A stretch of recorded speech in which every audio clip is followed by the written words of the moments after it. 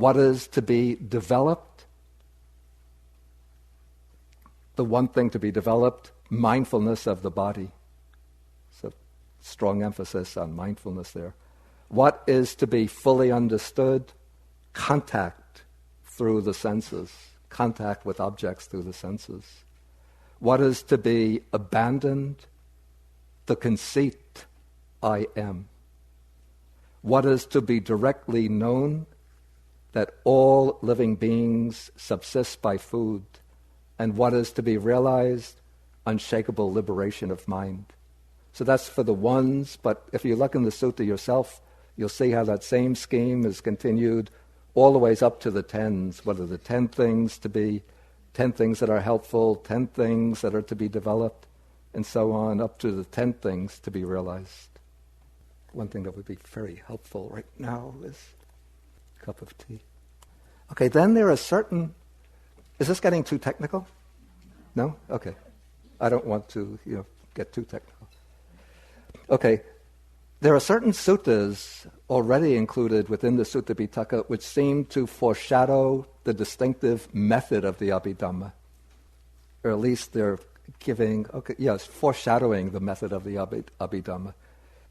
Okay, one of these is a sutta spoken by Sariputta, so you can start seeing the connection here.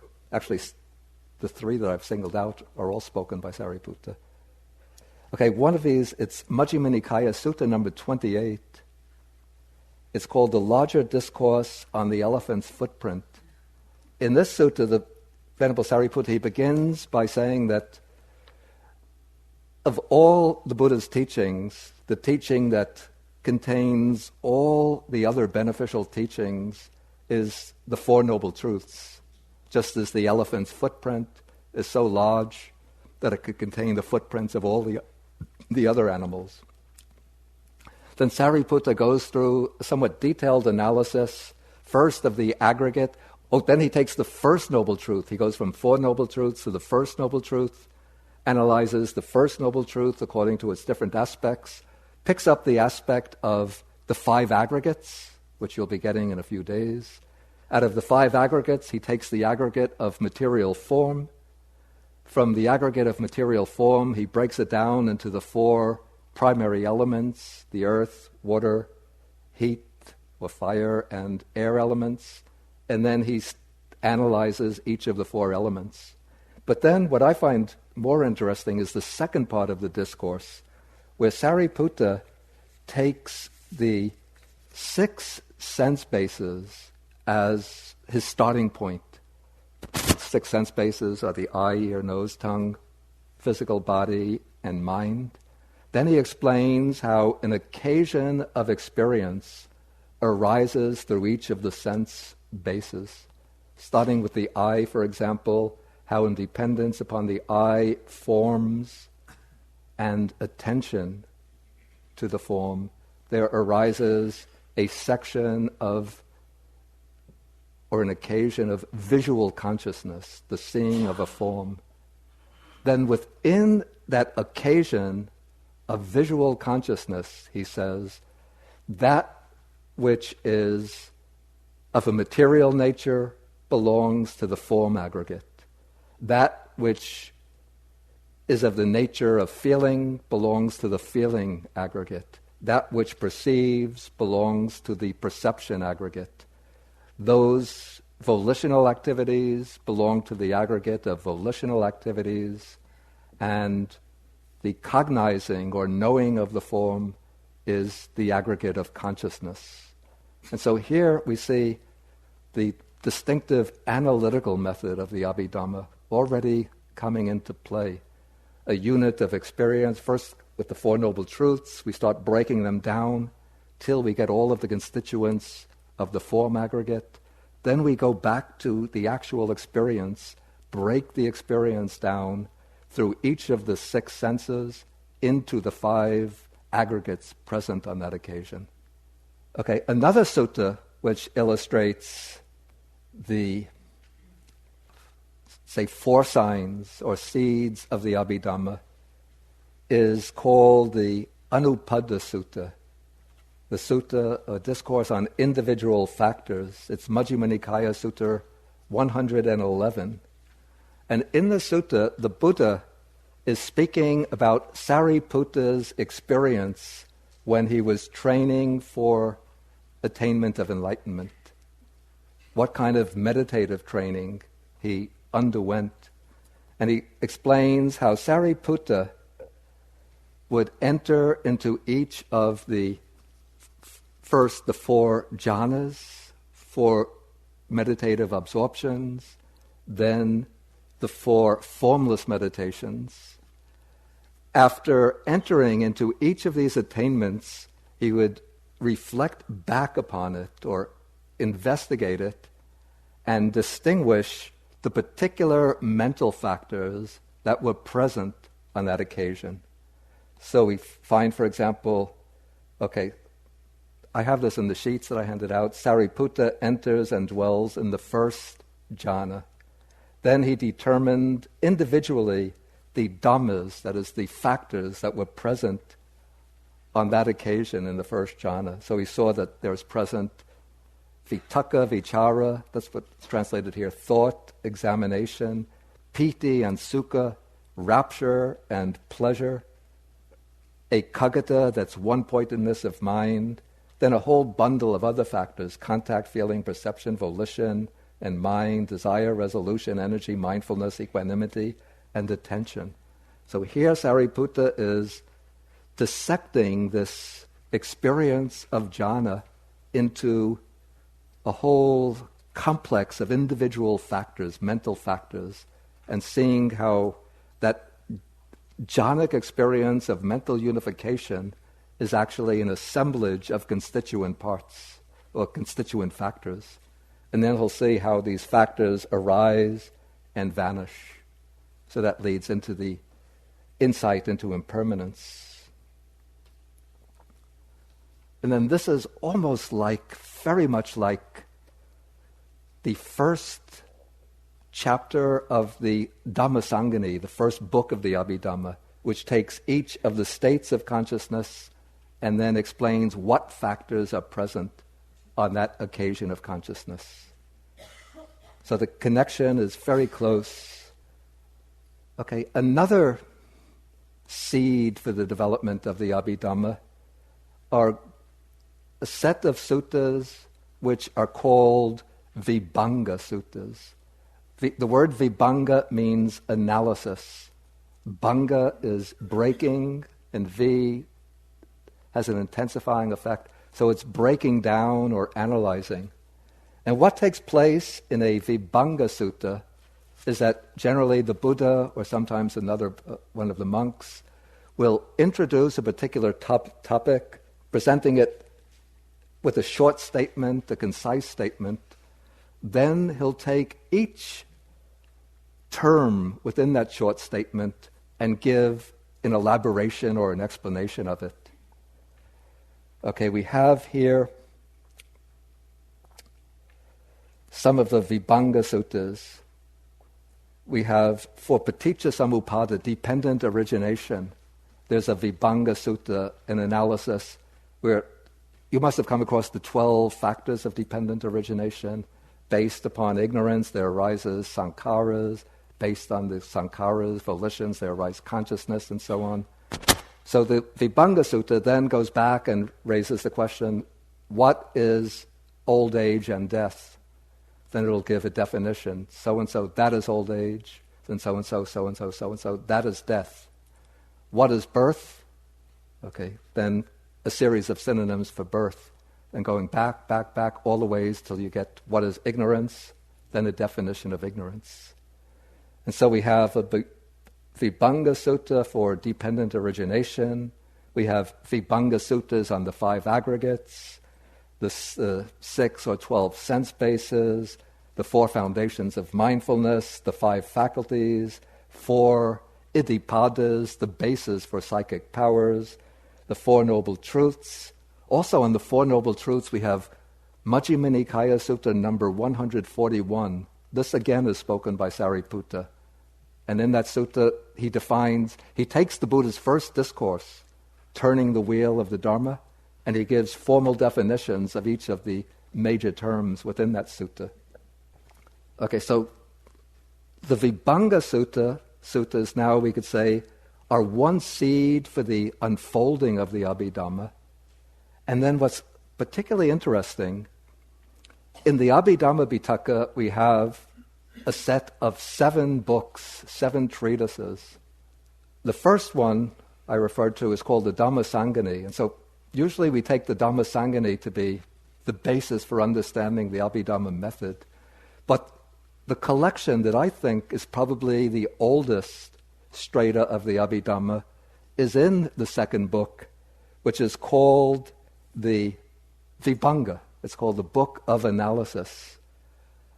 The Book of Analysis, Vibhanga, contains 18 chapters, and I included, I hope, this is Appendix 1, page 8. So this shows the relationship between the Vibhanga and the Samyutta Nikaya. Yeah, this is what I would conjecture to be one of the... I have it page 8. You have page 8? Okay. It's called the Vibhanga and its relation to the Samyutta Nikaya. So I would conjecture that the Samyutta Nikaya could have been the collection which was elaborated to form the Vibhanga of the Abhidhamma Pitaka. And then I would say that this particular part of the Vibhanga could have been the beginning of the Abhidhamma Pitaka. Because what's significant... Okay, first, if you just look on the appendix, you could see that the Vibhanga starts off with the chapter on the 5 aggregates, which seems to be derived from Samyutta, chapter 22, and then 1, 2, 3, 4, up to about 12 chapters in the Vibhanga seem to be elaborations, developments out of chapters in the Samyutta Nikaya. Now, each of these chapters, or most of them, have 2 sections, 2 subsections. One subsection is called Analysis According to the Sutta Method. The second section is called Analysis According to the Abhidhamma Method. Now, the Analysis According to the Sutta Method I would take to be the older of the 2 sections. And what this section does is to take a fixed formula that one will meet in the suttas. For example, if you've read Majjhima Nikaya, Samyutta Nikaya, again and again when you come across a passage on the 5 aggregates, it will say, okay, what are the 5 aggregates? Can't remember them. Can anybody help me? You have to get them. Go on.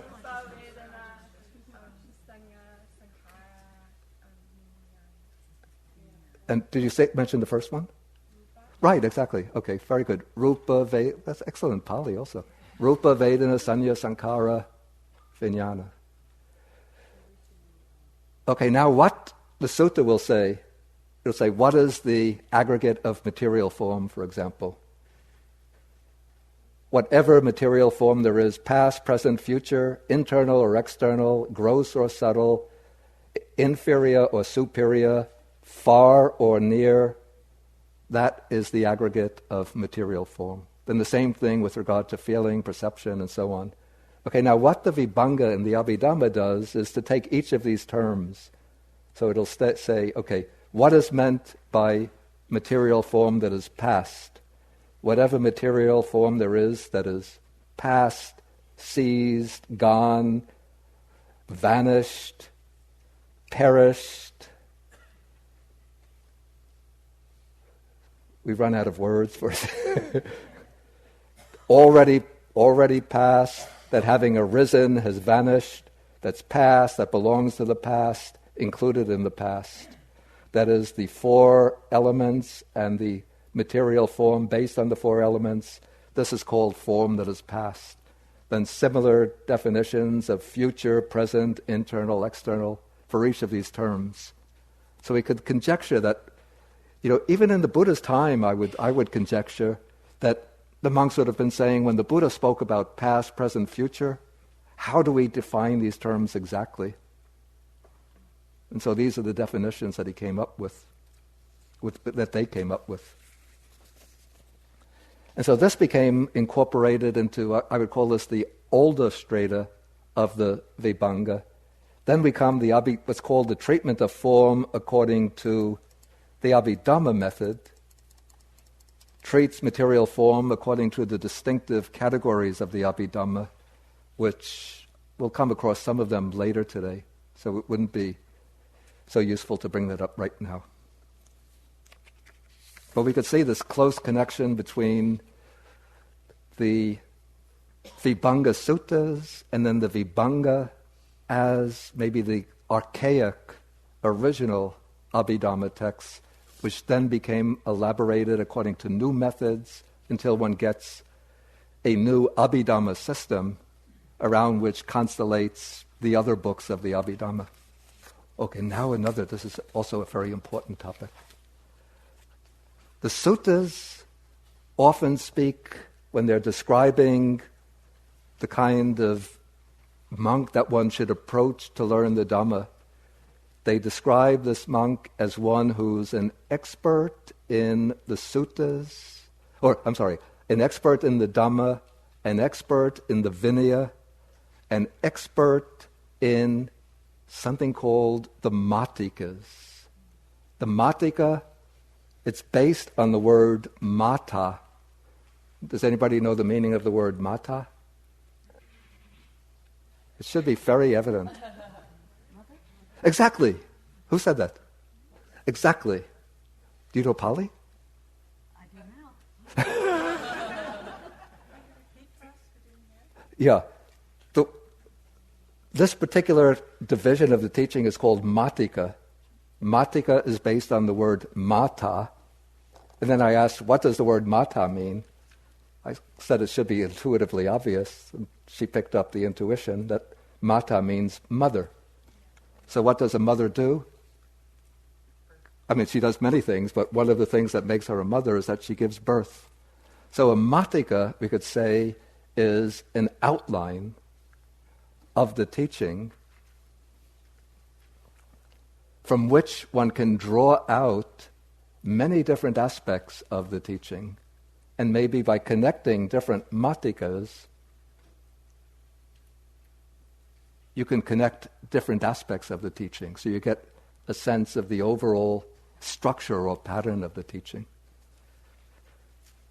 I want to show you how a matika might work. Okay, so first, some of the things that might be included within the matika. I have mentioned them in the handout.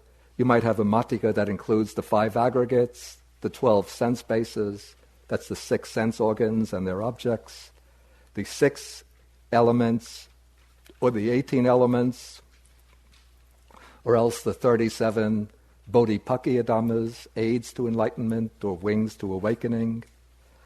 Okay, and so when one is a knower of the matika, then one knows these different outlines and one knows how to connect them. So somebody, okay, it's your job today, Venerable Sumana, to give a discourse on the Noble Eightfold Path. My job, what am I going to do? I'm frightened. I have to speak to a whole room full of people on the Noble Eightfold Path. What am I going to do? Don't you know the Matika? Okay, so Sumana gets up there. Okay, so we'll start with view. Just going to go down to, okay, Sumana, you start with this. But what am I going to do? I have to fill an hour with a talk and I'm just going to mention 8 things? But don't you know how to break them down? What did I learn? Okay. Right view. What's right view? You know, I'm getting old. My memory is not so good. What is right view? Okay. But you're not just going to say understanding the Four Noble Truths. Of course, you get rid of that in 3 seconds. So what are you going to say? Right, exactly. So, understanding dukkha, origin, cessation, and path. Then, okay, so now I've advanced from 3 seconds up to 10 seconds. Understanding dukkha. Help me, I'm going to run out of time. So then you get different aspects till eventually you get to what? Well, no, first with dukkha.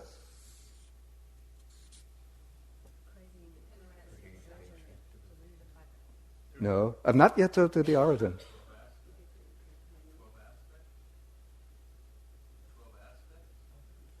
There are 12 aspects. I just want to get to the last one. No. I heard it coming from this direction. But you're one of the teachers. Wait,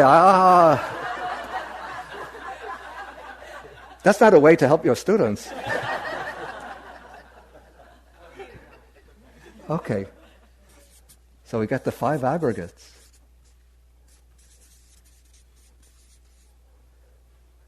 Now I have only an hour? And then we get to right effort. What am I going to do with right effort? Okay, Sumana, you get an hour on Monday, an hour on Tuesday. You could use your hour on Monday for this. Now you have another hour to fill up on Tuesday with these 3 factors. Go ahead, say it. Don't be afraid.